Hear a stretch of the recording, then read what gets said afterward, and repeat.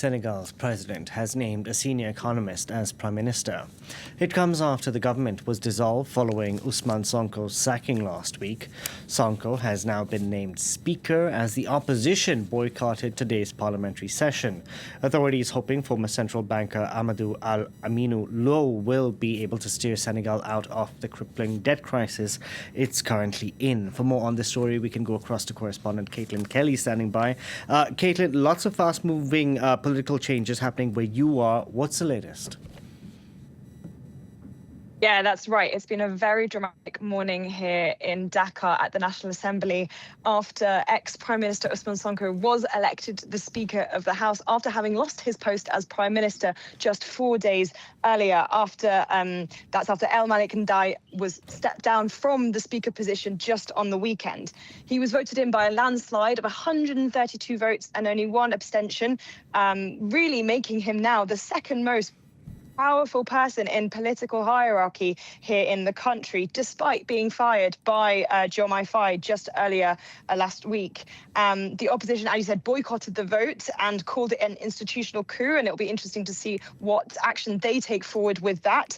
But meanwhile, PASTEF have really flexed that majority that they have in the parliament and thrown their support behind Sonko, who then took to the stand and spoke to the National Assembly. And he emphasised that he wants to reform governments, social justice and fight corruption, which is basically the election ticket he and Faye were elected on as well.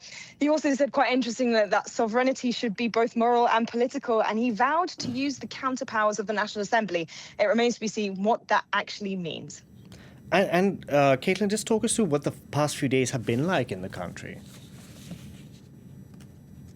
Yeah, so things have been rapidly changing over the past 4 days. But to understand the past 4 days, we have to go back a little bit further. In 2024, Ousmane Sonko joined the ticket of Faye because he couldn't run himself because of a defamation conviction for office. And so they teamed up and they ran on this promise of anti-establishmentism and sovereignty for the country. They won partially because of Sonko's popularity in the country, but then cracks started to form. They got bigger, and there was essentially a power struggle between these two politicians. And that power struggle essentially came to a head on Friday when Faye, via a television address through his Secretary General, said that Ousmane Sonko had been removed from his duties as Prime Minister and government dissolved.